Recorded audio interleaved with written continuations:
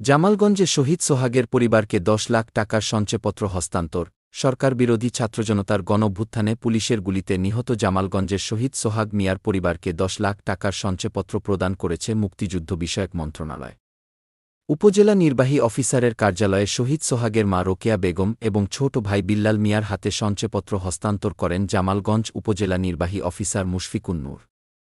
উল্লেখ্য, শহীদ সোহাগ ছিলেন সুনামগঞ্জ জেলার জামালগঞ্জ উপজেলার এক সাহসী তরুণ, যিনি ২০২৪ সালের ৫ আগস্ট সরকার পতন দিবস উপলক্ষে আয়োজিত কর্মসূচিতে পুলিশের গুলিতে প্রাণ হারান। উপজেলা নির্বাহী কর্মকর্তা বলেন, শহীদ সোহাগ দেশের গণতন্ত্র ও জনগণের অধিকার আদায়ের আন্দোলনে প্রাণ দিয়েছেন।